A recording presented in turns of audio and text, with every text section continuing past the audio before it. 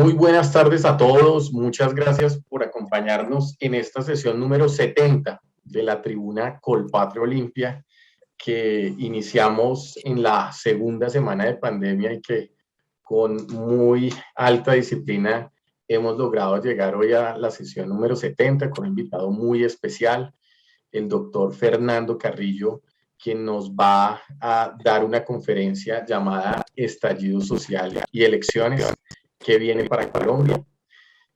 Santiago Perdomo se encuentra en este momento en un desplazamiento, entonces voy a tener yo el gusto hoy de presentar a nuestro invitado. Entonces, el doctor Fernando Carrillo es abogado y socioeconomista de la Pontificia Universidad Javeriana de Bogotá, donde se graduó con honores, máster en Leyes y Finanzas Públicas de la Universidad de Harvard y máster en Administración y Políticas Públicas de la Escuela de Gobierno John F. Kennedy de la misma universidad. Fue uno de los promotores del movimiento estudiantil de la séptima papeleta, que hizo posible la convocatoria a la Asamblea Nacional Constituyente en el 91, de la cual hizo parte y fue presidente de la Comisión de Justicia, ponente de la creación de la Fiscalía General de la Nación, la Corte Constitucional y otras instituciones para la modernización de la justicia colombiana. Impulsó la acción de tutela. Ha ejercido, entre otros, altas dignidades como ministro de Justicia, ministro del Interior, procurador general de la Nación, embajador de Colombia en España, director de la Agencia Nacional de Defensa Jurídica del Estado y representante del BID en París y Brasil. Autor de más de 14 libros y 80 artículos en temas de democracia, gobernabilidad y reforma de la justicia. Entonces, un gusto de verdad, doctor Fernando Carrillo, que nos acompañe el día de hoy. Y aquí hay una frase para iniciar y es que el piso es suyo. Así que adelante y pues un gusto nuevamente tenerlo acá. Muchísimas gracias, de verdad que es un gran honor, un privilegio muy grande estar con ustedes aquí hoy. Yo quiero en primer lugar agradecer a Santiago Perdomo, quiero agradecer a Eduardo Pacheco, a Hernando Parra, que también ha propiciado este espacio, el rector de la Universidad Externado de Colombia, a todos los ejecutivos del grupo, a todos los oyentes, a toda esta audiencia, que yo sé que es una audiencia muy selecta y muy importante además, y por eso me tomo el atrevimiento de hacer una serie de planteamientos que tienen que ver con la realidad nacional, una serie de planteamientos que de alguna manera creo yo constituyen unas ideas nuevas frente a un escenario político en este momento en Colombia donde si hay algo que se ve poco son las ideas que unan al país. Y por eso quiero plantearlo de la siguiente manera. Quiero dejar 5 preguntas que voy a tratar de responder en estos 35 minutos y después, por supuesto, las preguntas que vengan de parte de ustedes. El título de la conferencia ha sido Estallido Social y Elecciones, y lo primero que hay que responder es cómo es el escenario electoral del 2022 en el marco de la protesta social iniciado, como ustedes saben, con el paro del 21 de noviembre del 2019 y el estallido social que se prolongó por más de 5, casi 6 semanas a partir del 28 de abril de este año. La segunda pregunta es si es posible en este momento en Colombia construir un espacio de acuerdos nacionales, cuando todo el mundo está hablando de pactos, de acuerdos, de necesidad de puntos de convergencia basado esencialmente en el diálogo social que permita construir desde los consensos básicos. Algo de lo que todos sabemos habló durante mucho tiempo el doctor Álvaro Gómez y que fue la inspiración de la Asamblea Constituyente de 1991. La tercera pregunta es ¿cuál sería la agenda de una campaña presidencial y parlamentaria que pueda unir al país, no desde la polarización y el extremismo y por supuesto al margen de toda esa radicalización? Una cuarta pregunta, ¿cuál debe ser la base de una agenda de reformas sociales? Partiendo de la base que la respuesta a la tercera pregunta va en esa dirección. ¿Y cómo construir esa plataforma de consenso? Y en último lugar, si hay alguna salida constitucional, institucional, ciudadana, que permita establecer ese puente entre lo que ha pasado en la calle por un lado y lo que representa la alternativa de instituciones democráticas que permitan romper esa desconexión entre sociedad y política, que es lo que ha pasado en Colombia en estos últimos años. Entonces, para entrar en materia... Doctor Fernando, lo interrumpo, creo que tiene algo que le está tapando su cámara, Sí. un papel, no sé si... Espérate a ver si lo... Ahora sí, ahora Perfecto, sí lo estamos. No quería interrumpirlo en su introducción, perfecto. pero No te adelante. preocupes. Era simplemente para ser muy preciso en la lectura de las preguntas, ahora sí comenzamos con más flexibilidad a hablar de los temas. La primera pregunta, ¿cuál es el escenario electoral del año 2022? Y yo quiero mencionar ahí lo que hemos llamado 5 ideas, que son 5 IES. Primero, el escenario de incertidumbre en que está Colombia, en unos casos, en otros casos de absoluta indignación por lo que ha venido sucediendo, por la violencia, en otros sectores por la protesta social, en otros sectores por una salida a todo ese desbloqueo en el diálogo social, la desconfianza, la inseguridad que en este momento estamos viviendo y por supuesto la inestabilidad política que generan esas 4 IES más la desconfianza, que es una realidad rampante en relación con las instituciones. Estamos de cara a un momento político en donde la crisis social no se desactivó y eso es muy bueno tenerlo en cuenta. Ustedes saben que la gente no sabe finalmente por qué terminó la protesta social. Muchos creemos que terminó precisamente por el desgaste que produjo tanta violencia, tanto vandalismo, el daño de decenas de billones de pesos a la infraestructura y a la capacidad productiva de este país, al paso de las vidas humanas que fueron sacrificadas en el marco del paro, pero no hubo ninguna solución de carácter social. Y la necesidad, sobre todo, de evitar estos escenarios de radicalización de ese lenguaje político tan tóxico que se ve sobre todo en las redes sociales y tratar de encontrar una solución a eso que algunos han llamado un proceso de incivilidad, es decir, todo lo contrario a un debate político pacífico, que es lo que tiene que caracterizar una democracia. Y todo eso señalando una gran amenaza sobre la democracia. Es decir, si hay algún escenario político vulnerable en este momento, es el escenario de la democracia en Colombia.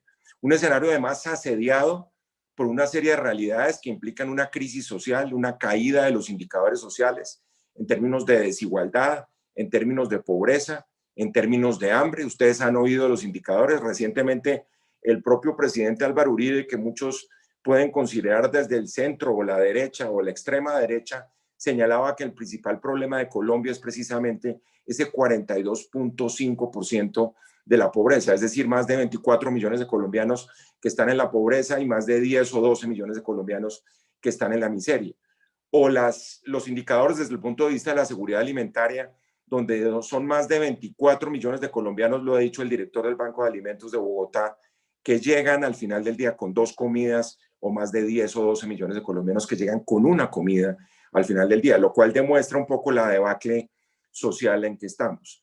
A eso sumémosle una cantidad de fenómenos que se presentaron donde la pandemia, que exacerbó todo esto, siendo la desigualdad además no solo un problema de ingresos, sino un problema que de alguna manera supone pues ausencia de voz de todos aquellos que están en esa situación, digamos, de subordinación frente a una serie de variables sociales que marcó la pandemia y que de alguna manera pueden llegar a ser inmanejables, como la violación de los derechos en el caso de las mujeres y los niños. Ustedes han sabido todos esos escenarios de violencia doméstica, cómo se recrudecieron, cómo la violencia social genera indiscutiblemente inseguridad, cómo la violencia política, por lo que ha sido la historia de nuestro país, está en el DNA nuestro, genera inestabilidad política y genera violencia, y cómo desde el punto de vista político, para poner la variable política en el diagnóstico de lo que estamos viviendo en este año preelectoral, implica, por ejemplo, desde el punto de vista político, una combinación que es diabólica.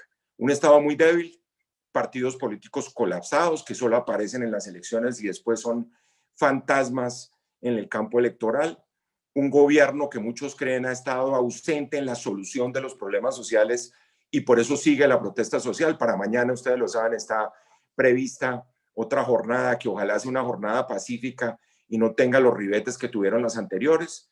Un Congreso completamente irrelevante, un Congreso que no ha tramitado las reformas sociales que necesita Colombia y un conflicto social que sigue. Todos los politólogos de este país insistieron durante mucho tiempo que era necesario precisamente trabajar con un Congreso que de alguna manera implicara el ponerle la cara, el enfrentar el toro de la desigualdad y de las reformas sociales que son necesarias en este país. Todo ello pues no se dio en este momento, incluso como consecuencia de, digámoslo así, del bloqueo en que se encuentra el diálogo social porque el Comité Nacional del Paro se autodeslegitimó y, por supuesto, no se ha buscado otra interlocución con las organizaciones sociales. Todo eso ha llevado necesariamente a que el problema de lo que muchos consideraban eran los acuerdos de paz, por ejemplo, y algo que tiene que ver mucho más con la paz social y con los indicadores sociales marcados, repito, por la desigualdad. En eso somos prácticamente campeones en América Latina y a nivel global. Exigen, creo yo, y esta es el primer bloque de respuestas a la primera pregunta, una nueva aproximación a lo que va a ser un proceso electoral de alguna manera contaminado por las protestas sociales, cuando nuestro deber como dirigentes debería ser desmarcar las protestas del ánimo electoral y del escenario electoral. Es la primera vez que se van a mezclar las protestas sociales con las elecciones. En el pasado, y ustedes recuerdan el paro agrario del gobierno Santos, eso al fin y al cabo terminó, por lo menos en el papel acordado con la cumbia agraria y con acuerdos con el mundo agrario antes de que se viniera el proceso electoral. De tal manera, y entramos a la segunda pregunta, que era el tema de la posibilidad de un acuerdo nacional. ¿Es posible en este momento construir algún escenario político desde los acuerdos, desde los pactos, desde la convergencia? Y ahí tenemos que decir, en primer lugar, que el diálogo social ha estado de alguna manera incumplido. El diálogo social quedó bloqueado, el diálogo social quedó interrumpido. Y eso supone que esa conexión que debe darse entre la sociedad, entre la calle, las instituciones políticas y la democracia, pues está en este momento en crisis, en este momento, como lo dicen todos los analistas y lo sentimos a diario. Aquí sí que se echa de menos, y les cuento, toda esta reflexión ha sido el resultado de lo que fue el espíritu del consenso de 1991 en el marco de la constituyente, cuando Colombia tenía un asedio de otra naturaleza, y era el asedio del crimen organizado, de un Estado que a lo mejor se consideraba que era absolutamente inviable, con la violencia, del narcotráfico, del terrorismo. Ustedes lo recuerdan, y de la noche a la mañana, como por varita mágica, surge una idea, que fue la idea que nació con la séptima papeleta, promovida por nosotros en ese momento, los estudiantes universitarios, y que llevó al país a un punto de convergencia que implicó además algo parecido a lo que España había hecho en la transición democrática, los denominados pactos de la Moncloa, que han sido un ejemplo para el mundo de capacidad de llegar a grandes acuerdos. Colombia había llegado a unos acuerdos, ustedes lo recuerdan, en 1957, que llevaron al plebiscito del 1 de diciembre del 57, pero acuerdos limitados al Partido Liberal y al Partido Conservador. Fueron las cabezas de esos partidos los que llevaron a la creación del Frente Nacional, que después demostró su insuficiencia para solucionar los problemas del país, porque la realidad del país era mucho más que azules y rojos o liberales y conservadores. Y nosotros sostenemos que en este momento, dadas estas condiciones de la crisis social más severa que ha vivido Colombia en los últimos años, estamos en los que los teóricos llaman un momento constituyente, es decir, un momento de cambio estructural, pero no porque sea necesario de manera alguna reformar la Constitución, porque tenemos una Constitución no solamente moderna, legítima, progresista, producto del gran consenso que se hizo en Colombia en las últimas décadas, sino porque en la Constitución están las fórmulas para solucionar esta crisis social. El alma de la Constitución del 91 es precisamente el Estado social de derecho, y por eso creemos que lo que hay que hacer, lejos de reformar la Constitución o de convocar una constituyente, como hicieron los chilenos, es desarrollar el espíritu social de la Constitución, es ponernos de alguna manera en modo social. Y ahí comenzamos a indagar sobre lo que centros de pensamiento, universidades, plataformas de diálogo han señalado como las reformas que necesita Colombia en este momento, desprendidos por completo de cualquier consideración política, desprendido además de lo que son las ideas que ya van forjando candidaturas presidenciales y candidaturas en el Congreso, porque estamos convencidos que lo que hay que buscar son los puntos comunes y construir esos acuerdos, unos acuerdos sobre lo fundamental, ya lo decía dentro de la expresión del doctor Gómez, que son puntos de convergencia, que son una especie de solución en medio de la divergencia, en medio de la diferencia, mejorando la capacidad de diálogo en Colombia. De hecho, ustedes lo saben, y creo que a esta tribuna seguramente han llegado algunos de los protagonistas, hay una cantidad de plataformas que simultáneamente se están creando en Colombia. 8 universidades tienen un proyecto que se llama Tenemos que Hablar Colombia. Está otro colectivo que se llama El Movilizatorio. Los rectores de las universidades han trabajado en documentos. Convergencia Colombia, el propio rector del externado que ojalá nos esté oyendo en este momento, ha sido un protagonista fundamental del papel de la universidad en pensar, en reflexionar sobre las soluciones a nivel de reformas que necesita Colombia. Y por eso, en esa pregunta de si es posible un acuerdo, nuestra propuesta es: hagamos un alto en el camino, reflexionemos sobre lo que nos une, dejemos a un lado lo que nos separa y hagamos algo antes de seguir matándonos, como alguien lo dijo gráficamente. Hagamos ese paréntesis en esa polarización que está viviendo el país y tratemos de desmarcar las protestas de las elecciones, porque de otro modo esa mezcla, ese cóctel de elecciones con protestas va a significar pues algo realmente grave en este país. La tercera pregunta: ¿es posible con base en estos principios armar una agenda? ¿Es posible o no es posible? Y ahí uno tiene que decir que son muchos los esfuerzos que sobre todo se están haciendo en la academia y en los centros de pensamiento y en plataformas de diálogo en relación con los puntos de convergencia que pueden unir al país. Y ustedes se encuentran desde intentos que hicimos en la Procuraduría. Nosotros hicimos 6 cumbres de diálogo social en una mesa de 120 personas. Estaban los empresarios, los trabajadores, estaba doña Lina Moreno de Uribe Vélez sentada al lado de Timochenko, un exguerrillero, un exparamilitar, gobernadores, alcaldes, presidentes de los partidos, donde el único propósito era sacar algo constructivo entre todos. Y eso de alguna manera se logró alrededor de 6 consensos, que son 6 consensos que están ahí precisamente y que, fíjense ustedes, tiene una gran coincidencia con el trabajo a nivel de ideas, porque este es un trabajo solo de ideas, donde no hay personalismos, que hizo la Universidad Nacional, la Universidad Externado, la Javeriana, particularmente la Javeriana de Cali, por la forma como se ha exacerbado la protesta social en Cali, ha jugado un papel fundamental en este diálogo social. Y universidades regionales, una universidad que tiene una gran presencia en Colombia, tal vez es la universidad más grande de Colombia desde el punto de vista del número de estudiantes, que es la Universidad del Minuto de Dios, que hizo durante un lunes hace mes y medio lo que ellos llamaron la conversación más grande de Colombia, en donde en una plataforma tecnológica hubo 11.000 propuestas de los estudiantes, de los jóvenes, en relación con las reformas que necesita Colombia.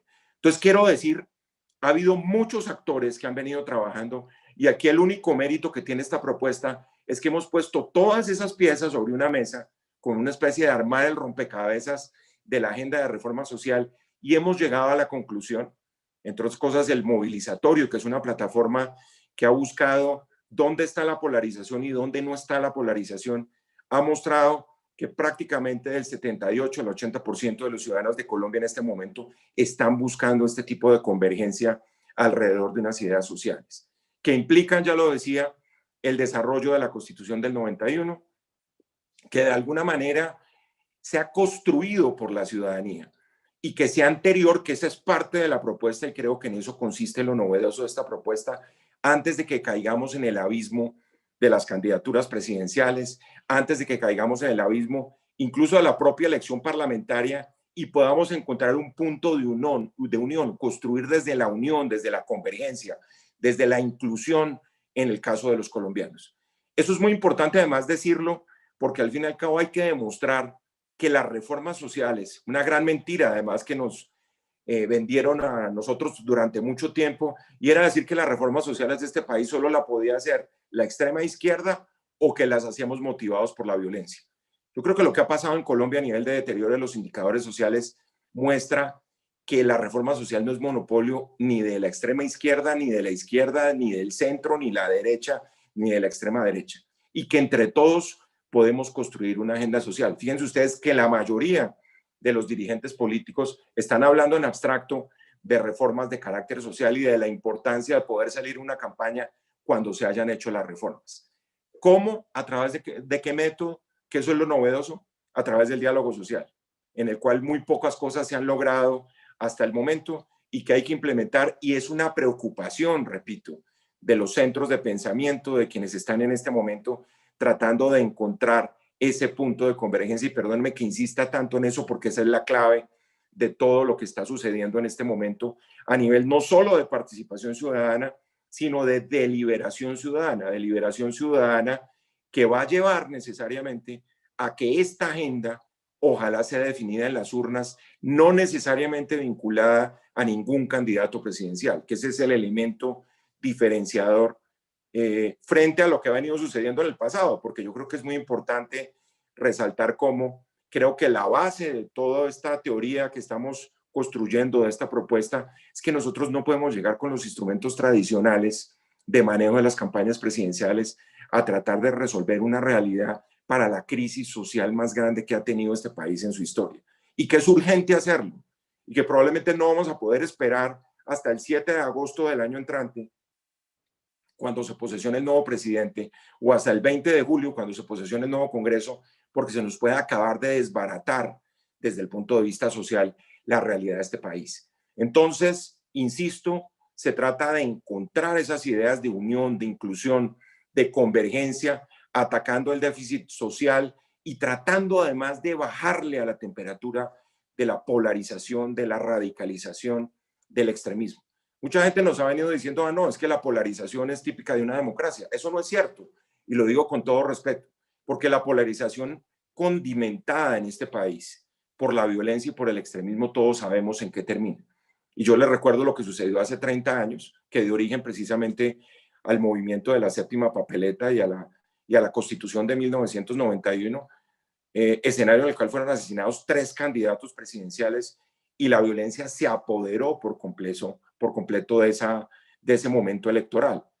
Y lo digo que lo de este año es completamente inédito porque hace 30 años fue la violencia que venía del narcotráfico, del terrorismo y de las organizaciones criminales. Hoy viene de la protesta social, hoy viene de la insatisfacción en relación con la forma como se han manejado los temas y cómo no se han podido tramitar las reformas sociales de este país.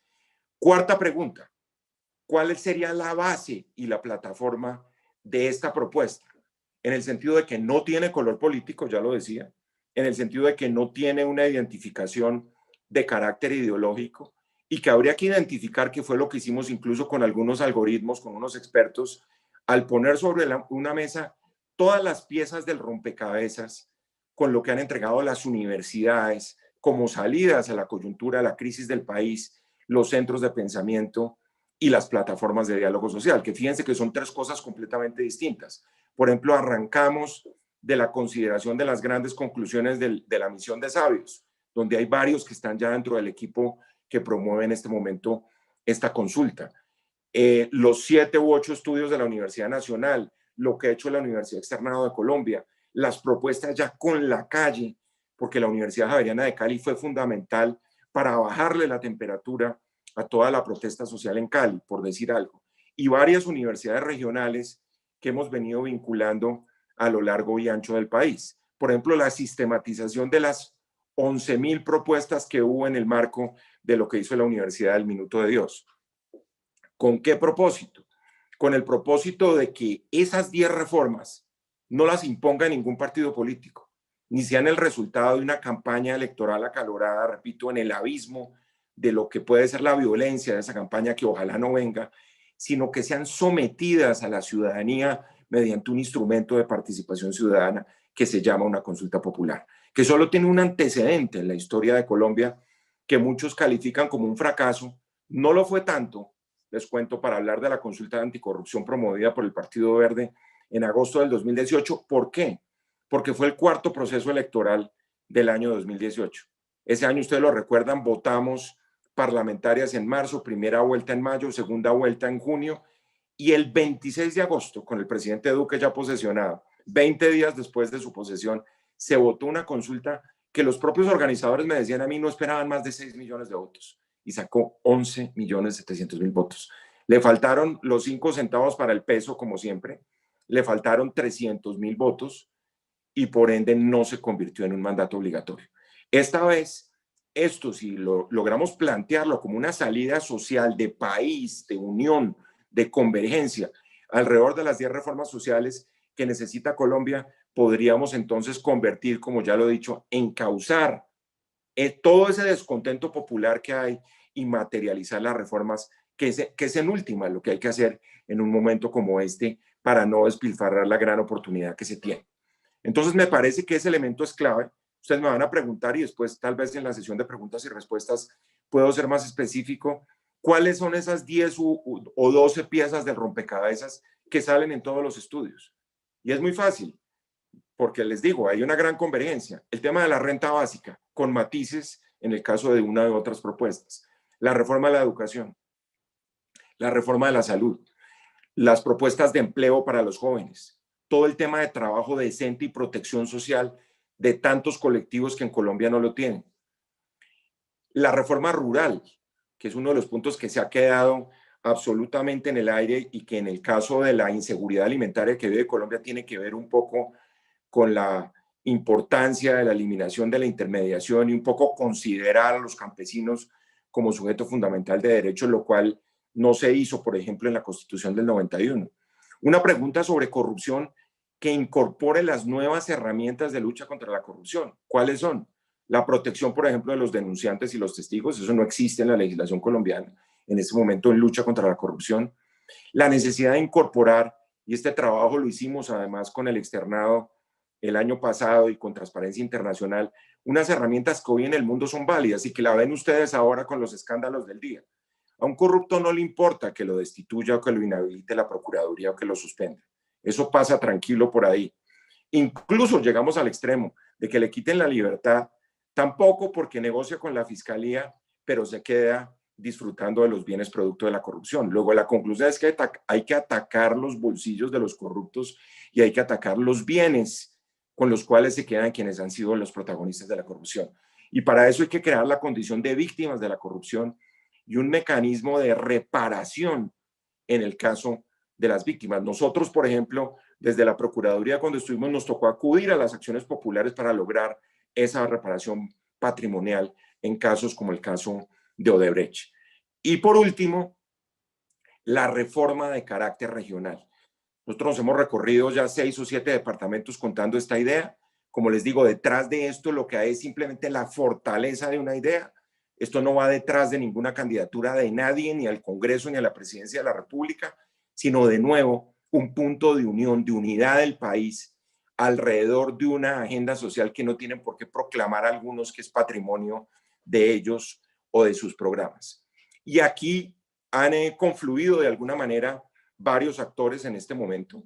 En primer lugar, como les digo, las universidades, son más de 20 en este momento vinculadas a este proceso, que le han dado como el contenido, como la carne a esta propuesta. Convergen las organizaciones sociales, varias organizaciones empresariales que han visto en esto la capacidad de reducir esa temperatura política, de reducir el radicalismo y la polarización y encontrar un camino conjunto. Están los jóvenes y los estudiantes, muchos de ellos frustrados porque realmente el balance de la protesta social quedó en los muertos, quedó en los daños patrimoniales y quedó en unas recomendaciones de organismos internacionales que difícilmente se van a cumplir.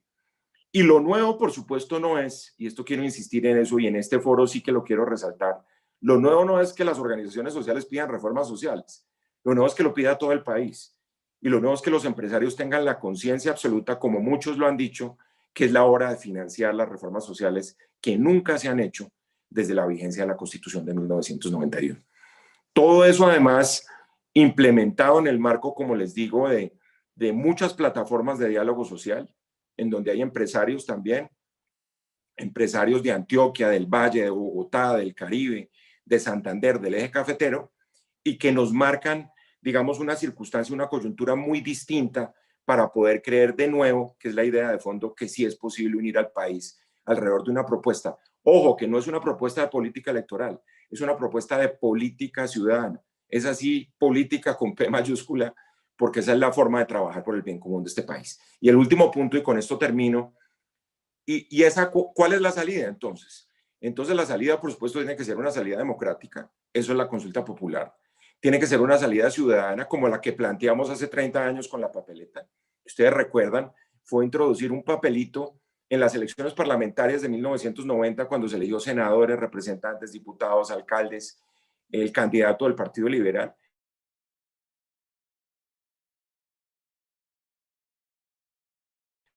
De las elecciones parlamentarias. Queríamos hacerlo ahora el 28 de noviembre en la elección de los consejos municipales de juventud, pero realmente no alcanzaríamos a recoger los 2 millones de firmas. La necesidad además del consenso, que yo creo que es lo más importante de todo. El consenso, como ya les decía, entre las organizaciones sociales en un vértice del triángulo, en el otro los empresarios y finalmente los jóvenes y los estudiantes, que son dos categorías, además que los jóvenes en este estallido social han subrayado. Respondiendo además a una herramienta de democracia deliberativa, el movimiento que ustedes ya conocen, que se llama Tenemos que Hablar Colombia, donde está EAFIT, la Universidad de los Andes, la Universidad del Norte, es perfectamente complementario con esta idea, porque de lo que se trata es de convencer a los colombianos, primero, de que llegó la hora de hacer entre todos las reformas sociales que este país necesita y que quienes van a tomar las decisiones en una votación, en una consulta con 10 preguntas, son directamente los ciudadanos. Luego, la reforma social no le pertenece a ningún partido político, a ningún candidato, sino va a ser un mandato obligatorio si logramos que pase el umbral que es el 33% del censo electoral, es decir, más de 13 millones de votos, lo cual no parece algo descabellado teniendo en cuenta lo que sucedió en el año 2018 con la consulta anticorrupción.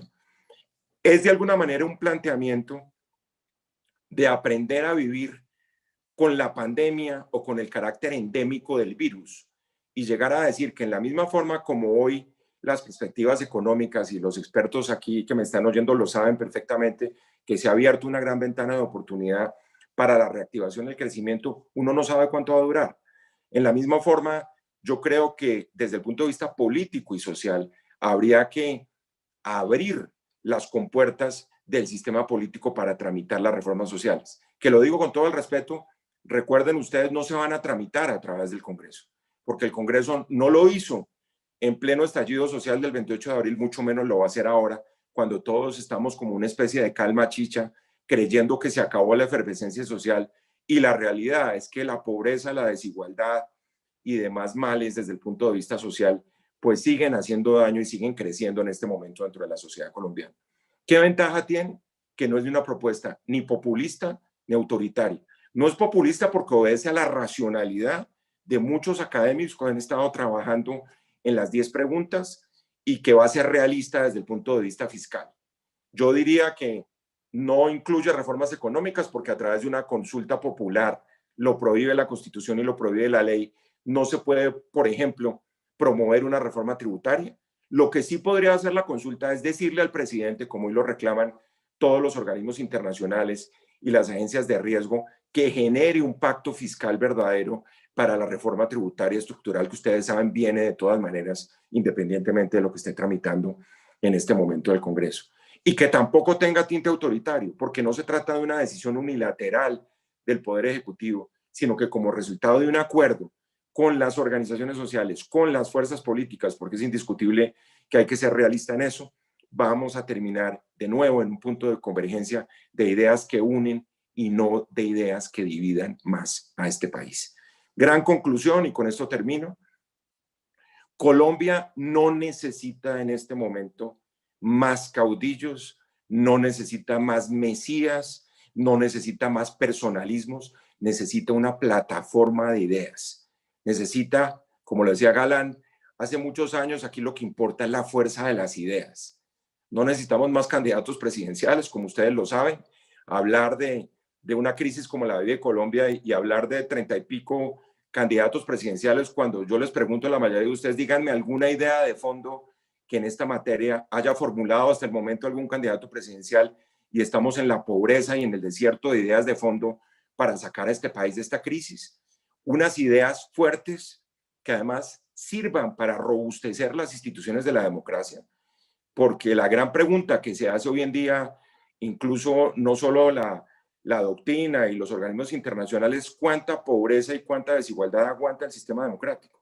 Si la democracia no da resultados sociales, la democracia va a aparecer completamente en entredicho. Luego, en últimas, todas estas reformas sociales son un mecanismo de defensa a la democracia.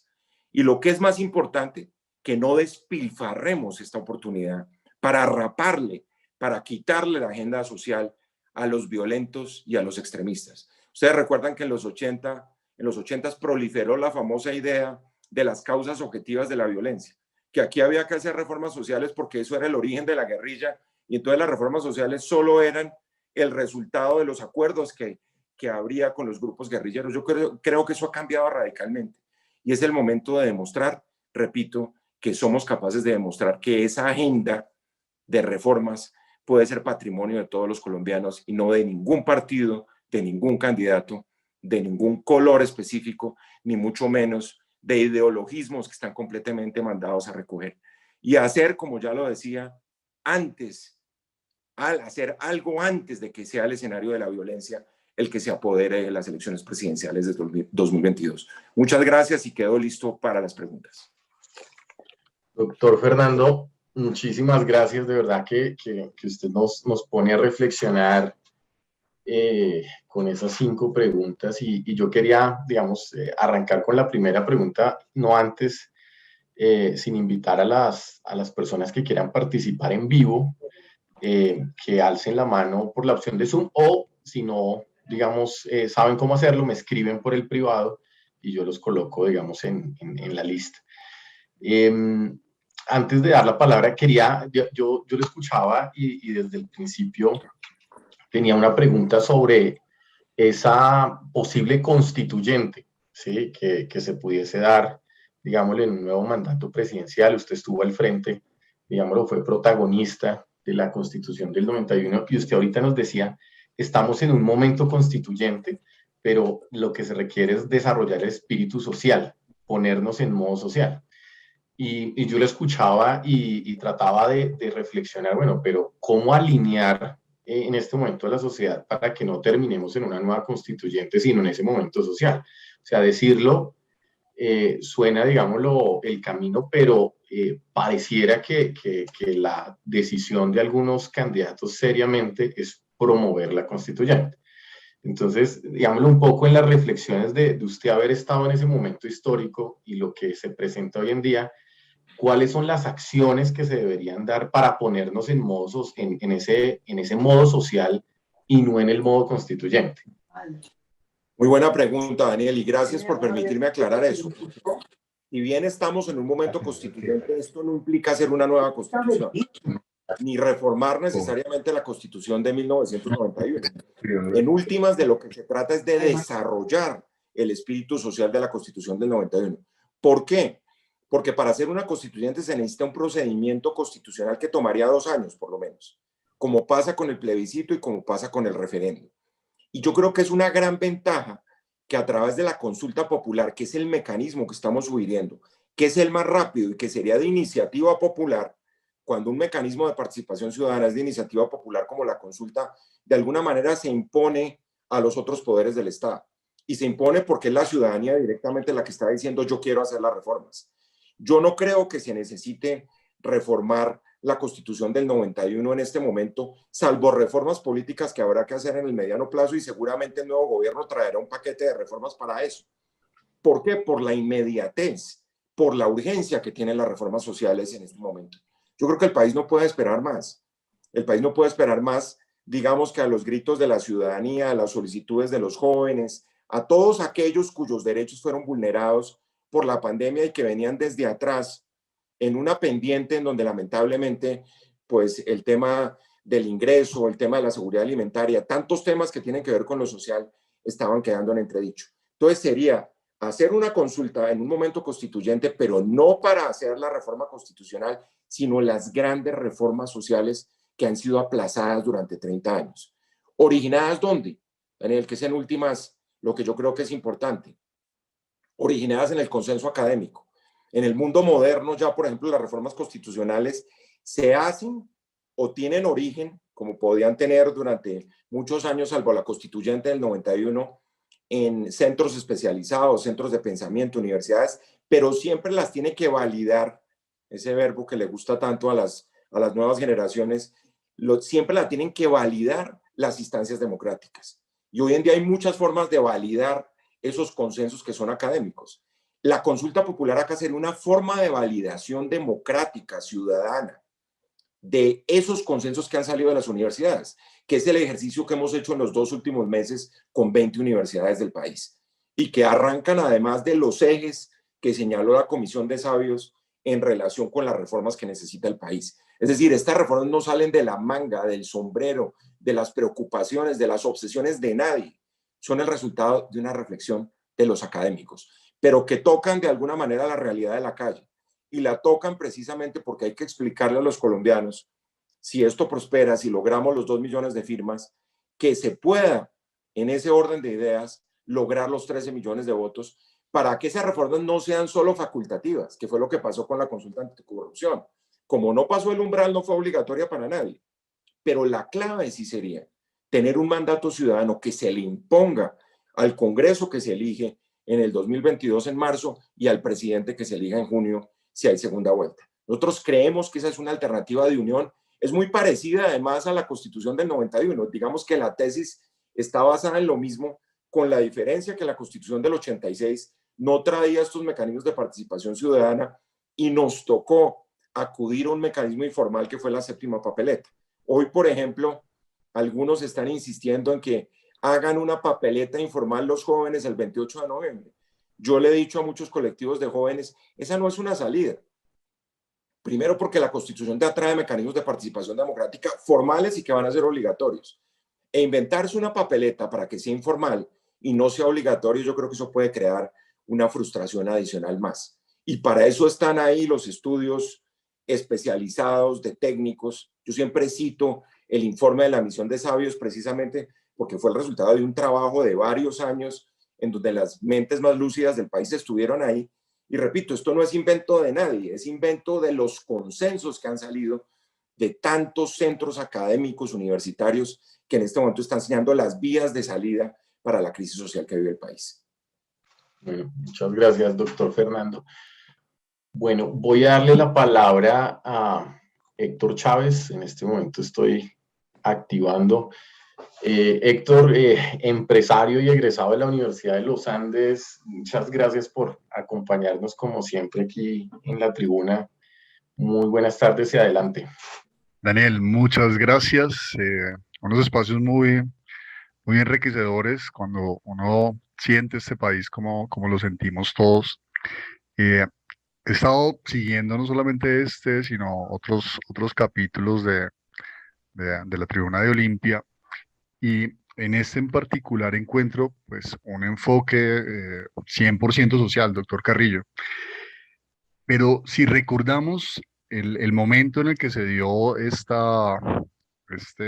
fenómeno social por la reforma tributaria, pues veo que toda la charla estuvo en la línea de qué vamos a hacer para cumplir como Estado con esos requerimientos sociales, pero hay un trasfondo y es de dónde va a salir el dinero. Entonces, me gustaría escuchar su posición, porque veo que han venido construyendo de manera amplia, participativa, pues qué nos hace falta en lo social, pero los empresarios estamos comprometidos y ya vimos que esta reforma pues nos va a tocar, y la que viene, y de dónde va a salir esos recursos. ¿Cuál es su análisis de esto? Muy Gracias, buena Daniel. pregunta. Mil gracias, Héctor. Sí, lo mencioné muy rápidamente porque es parte de uno de los puntos, digámoslo así, del cuestionario que se ha venido trabajando, y es que es indiscutible. Pues no se trata de renunciar, por ejemplo, alegremente a algo que ha sido factor de la estabilidad macroeconómica de este país, que es la disciplina fiscal, sino de llegar, y esto lo ha sugerido todos, incluso recientemente en una de estas reuniones internacionales del Fondo Monetario lo mencionó explícitamente, y es la necesidad de construir un pacto fiscal entre todos, de un acuerdo de voluntades entre las diferentes partes, como lo ha hecho Europa desde siempre. Las reformas fiscales en Europa son siempre el resultado del diálogo social, de un pacto fiscal realista, en donde están los empresarios, los trabajadores y las organizaciones sociales. Esto ya tiene no solo la composición tripartita tradicional de las luchas sindicales, que yo creo que fue parte del error que cometió el Comité Nacional del Paro. El país es mucho más que un diálogo tripartito al estilo sindical de los años 60 o 70. El país tiene organizaciones sociales, políticas de todo cuño. Y lo que se está preguntando allí es si se aprueba o no que el presidente, el nuevo presidente de la República, convoque ese pacto fiscal. ¿Por qué, Héctor? Porque la consulta popular impide taxativamente, como decimos los abogados, explícitamente, que se someta a votación de la ciudadanía una reforma tributaria. Y tiene toda la lógica. De otro modo, esto se convierte en un escenario de populismo barato, perdón la expresión, y por eso existe esa limitación. Pero de pronto, obligar al presidente de la República a que genere ese pacto fiscal con los principios que se pueden mencionar allí, de la equidad, de la justicia distributiva, de la progresividad, en fin, los que se definan alrededor de la reforma fiscal, es lo que sí se puede consagrar en una pregunta relacionada con los objetivos de una consulta popular. Y lo repito porque desde la CEPAL, el PNUD, el Banco Mundial, el Banco Interamericano, la CAF, todo el mundo habla del pacto fiscal. Aquí no se ha dado, lamentablemente. Ustedes vieron cómo colapsó la reforma tributaria en mayo, que generó, o en abril, cuando se generó esta protesta social. Creo que el presidente la echaba abajo el domingo 2 de mayo. Y cómo, por ejemplo, la actual reforma, que ha tenido un poco más de consenso, pues simplemente no es una reforma estructural. Todos los economistas lo han dicho en todos los tonos aquí. El primer deber del próximo presidente de la República es presentar una reforma tributaria estructural, que toque todos los temas que han tratado de reformarse y que no se ha podido. Y eso solo puede ser consecuencia de un gran acuerdo nacional y de un pacto fiscal. Entonces, el tema es ese. No podemos ocuparnos específicamente de cómo debe ser el origen de esos ingresos, partiendo de la base, creo yo, que hay muchos ejemplos a seguir. Ustedes saben que estas épocas de pandemia no han sido propiamente épocas de austeridad en materia de gasto público. Miren el plan de inversiones en infraestructura que ha echado a andar la administración del presidente Biden. Miren el porcentaje del PIB que a manera de gasto público se ha inyectado dentro de las economías en Europa, claro, en escenarios de países desarrollados, pero también mírennos en la cara del resto de América Latina, donde además es muy inferior la inversión del gasto público frente al Producto Interno Bruto para solucionar este tipo de afugias de carácter social. Entonces, lo que sí es claro es que hay que encontrar esa fuente de financiamiento y hay que hacer un gran pacto fiscal, que sería una gran tarea, que esta consulta lo tiene en una de las preguntas en esa dirección, no diciendo la reforma tributaria que hay que hacer es esta porque no se puede ni siquiera sugerir, porque está prohibido por la Constitución en la ley estatutaria de participación democrática, no, sino simplemente que el próximo presidente de la República convoque ese pacto fiscal para financiar las reformas que se necesitan. Gracias, doctor Carrillo. Santiago ya logró conectarse, entonces adelante, Santiago. Mando nuevamente un saludo muy especial, muchas gracias. Lo venía oyendo en el carro, pero ya pude conectarme. Muy interesante la propuesta de esta consulta y las 10 preguntas, todas muy al lugar. Doctor Fernando, usted fue un protagonista para que ocurriera y tuviéramos el cambio de la Constitución en el año 91, pues antes en todo este movimiento, y que al principio se creía poco viable, y después finalmente llegó a la Constitución del 91. A mí me ha quedado siempre un sinsabor en la Constitución del 91 y es que está muy cargada hacia los derechos y poco hacia los deberes. ¿Qué nos podría contar al respecto? Sí, realmente yo creo que esa es una apreciación correcta, pero eso no debe llevar necesariamente a que cambiemos como la ecuación de la fórmula y que hablemos únicamente de los deberes dadas las condiciones de desigualdad, de inequidad que hay en el país. Entonces yo lo que creo es que hay que potenciar igualmente las obligaciones de los ciudadanos desde el punto de vista de los deberes. En eso hemos sido bastante tacaños, esa es la verdad. Hay un gran déficit de exigencia en materia de deberes, pero ese no es el argumento como digamos que de un juego de suma cero, que eso es lo que, pues Santiago no lo está diciendo, pero lo dice mucha gente. No, cambiemos esa retórica de más derechos y enfoquémonos únicamente en el tema de deberes. ¿Por qué? Porque al fin y al cabo, la consideración de la desigualdad hoy en día dejó de ser un asunto puramente técnico y económico. Y yo creo que eso está reconocido hoy por todos los organismos internacionales. La desigualdad no solo falta de ingreso, sino es falta de voz, de derechos, de oportunidades. Entonces, la relación que existe entre el desarrollo de un país y el respeto de los derechos sigue siendo esencial. Por supuesto que habrá que levantarle el perfil a toda la teoría de los deberes, que es importante, que digamos hace parte como natural de un escenario constitucional, donde hay deberes de los funcionarios públicos, hay deberes de los ciudadanos, y tendríamos que enfatizar, por ejemplo, en ese sentido, escenarios, por ejemplo, de colaboración de los ciudadanos del sector privado con el sector público para la búsqueda del bien común, porque fíjense ustedes que al fin y al cabo, yo creo, y Santiago mencionaba ahora, algo que ya fue probado, porque fíjense ustedes que en Colombia, al fin y al cabo, este mecanismo de participación ciudadana que pusimos en marcha hace 30 años funcionó con las dificultades que se han venido dando en estos últimos 30 años, incluso que también van en la línea, si ustedes vieron las noticias de ayer, de que, por ejemplo, las tutelas ya no se cumplen. La tutela tuvo una época de oro por allá de 1995 hasta el año 2005, en que el mandato de un juez de tutela, eso era sagrado. Hoy en día ya no están cumpliendo las tutelas.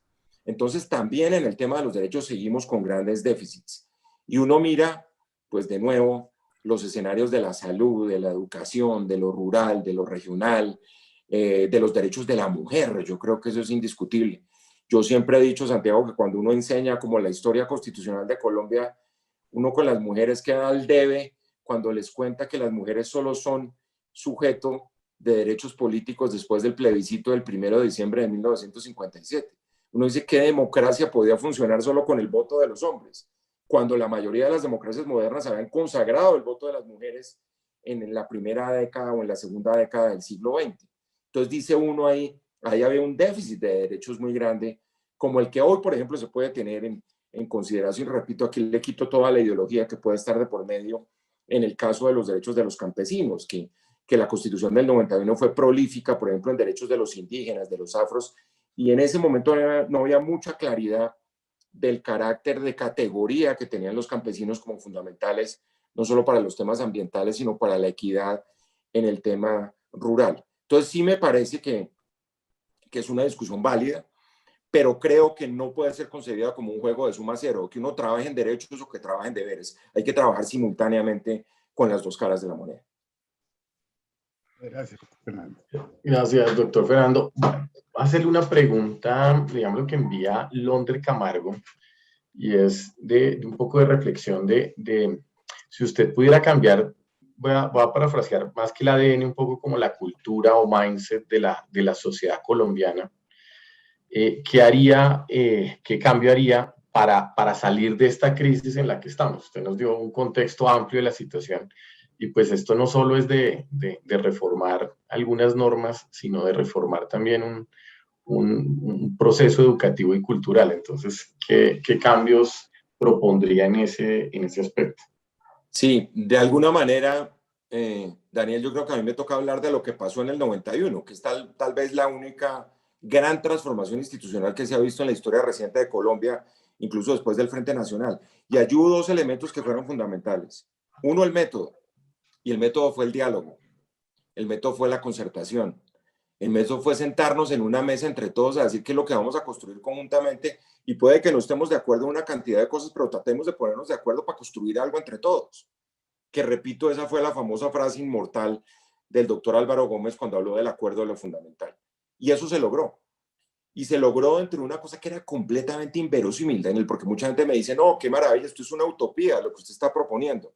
Otra cosa como la Quijotada de hace 30 años, pero resulta que la Quijotada de hace 30 años produjo una nueva constitución. O sea, el método se probó que funcionaba, para decirlo con toda claridad, y no durmiendo uno en los laureles de lo que pudo suceder, obviamente con todas las fallas que puede tener la Constitución y demás. Entonces me parece que lo primero es el método, es la posibilidad de construir desde la diferencia. Eso es una gran diferencia, Daniel. Álvaro Gómez llegó a ser copresidente de la Asamblea Nacional Constituyente, y esto no fue hace un siglo, sino fue hace 30 años en Colombia, en el peor año de violencia que había en Colombia, con la cabeza del movimiento subversivo que lo secuestró, o lo había secuestrado 8 meses antes. Eso nadie se lo imaginaba. Y Álvaro Gómez generó, desde su tendencia y su pensamiento conservador, la gran coalición en donde fue con el M-19 donde se produjo, además, la gran transformación progresista del país en el sentido de poner como base de todo esto los derechos, de equilibrar las ramas del poder público, de tratar de fortalecer la justicia, repito, con todas las dificultades que se han podido vivir en los últimos 30 años. Eso uno, el método. Yo insisto en que la principal innovación de la Constitución del 91 fue cómo se generó el consenso, y se logró. Y lo segundo, que se logró parcialmente, y que sigue siendo la gran deuda y la gran patología de Colombia después de la Constitución, la forma de hacer política. Aquí hay problema de malos políticos, de mala política y de malas políticas públicas. Una trilogía que es mortal, que en el caso de la constituyente, nosotros logramos ese paréntesis. Pero yo decía, este es como otro momento de un alto en el camino, de un paréntesis, a que dejemos de pensar en que la política tiene que seguirse haciendo como se está haciendo, de manera clientelar, influida necesariamente por intereses particulares, todo lo que sabemos de cómo funciona la política en este país. Si uno logra, por ejemplo, como se logró en la séptima papeleta, o en los 150 días de la constituyente, que la gente piensa en los más altos propósitos de reforma de este país, en tratar de avanzar, en tratar de unificar para progresar, porque está demostrado por los historiadores que las sociedades avanzan cuando tienen un punto de convergencia y no desde la polarización, no imponiéndole a unos a otros. Y fíjense que, claro, aquí hay matices, por ejemplo, en materia de política económica hay matices. La consulta popular tampoco va a señalar, yo ya lo decía, políticas económicas o tributarias ante la pregunta de Héctor, pero sí me parece que tener un alto en el camino y pensar como todos en una sola propuesta que una al país, eso puede marcar una gran diferencia. Bueno, muchas gracias, doctor Fernando. Yo aquí me enviaron una pregunta interna que es compleja y no, me dijeron que no la hacían en vivo, pero sí querían transmitirle la admiración y preguntarle si ha pensado en ser candidato presidencial. Lo tengo completamente descartado, Daniel. Yo estoy convencido y lo digo. A mí me tocó el primer semestre de este año dedicarme a escribir la historia de lo que hicimos hace 30 años. En realidad todo esto surge de acá. Yo estuve en Boston en una universidad dedicada a eso, aquí en las postrimerías, que después no fueron tan postrimerías de la pandemia.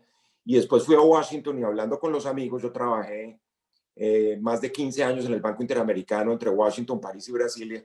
Y hablando con quienes hoy están en la cúpula del Estado, en el Departamento de Estado, en los think tanks en Washington, todo el mundo decía, hagan una propuesta. Y yo llegué a la convicción que lo que no tiene sentido en este momento es tener una candidatura presidencial más. Yo creo que hay que tratar de unir al país alrededor de una plataforma de ideas. Y eso es lo que estamos buscando con la consulta popular. Luego yo le decía a alguien, si yo estuviera buscando una candidatura presidencial, estaba recogiendo firmas, Daniel, como hay 21 candidatos presidenciales en este momento recogiendo firmas. Nosotros sí vamos a recogerlas, pero para la consulta popular. Yo creo que no es el momento de los individualismos, ni de los personalismos, ni del egoísmo, ni de mucho menos sentirse uno el Mesías que va a solucionar los problemas de una realidad tan compleja como esta, yo diría la más compleja de la historia de Colombia, por la forma como queda el país después de la pandemia. Entonces me parece que lo que hay que hacer es buscar una plataforma de construcción colectiva donde haya muchos liderazgos colectivos, donde haya una plataforma de ideas que se le pueda entregar al país, que el país llegue en un punto de convergencia a creer que esa es la solución del país y ya el año entrante se resolverá con los candidatos que haya, quién es el que mejor representa esas ideas y cómo puede llegar a ejecutarlas. Muchas gracias. Santiago, le doy la palabra para iniciar el cierre. Bueno, muchas gracias, Fernando, y pues muy generoso con el país, porque pues sí, todos quisieran ser, y con toda ese background que tiene Fernando, pues podría ser un excelente candidato y un excelente presidente de Colombia. Muy generoso pensar en construir más un tema de mucho más profundo que es la consulta y estas preguntas y construir sobre eso la nueva sociedad y el nuevo pacto social en Colombia. Así que muchísimas gracias por compartir con nosotros en esta tribuna Colpatria Olimpia. Muchas gracias a todos los asistentes e invitarlos para la próxima tribuna, el próximo 1 de septiembre, que tendremos como conferencista al doctor Carlos Negret, es defensor del pueblo. Así que todos muy invitados y nuevamente muchísimas gracias, Fernando, por tan excelente conferencia. No, Santiago, muchísimas gracias a ustedes. Un honor de verdad haber estado aquí en esta tribuna con gente tan calificada y tan querida, además, la combinación de las dos cosas, y de verdad los mantendré informados de cómo seguimos evolucionando de aquí a marzo con esta idea que yo estoy seguro que va a tener que abrirse espacio en Colombia para ver si logramos plantear un escenario electoral distinto en el 2022. Un abrazo para todos. Un abrazo, muchas gracias. Feliz noche para todos. Gracias.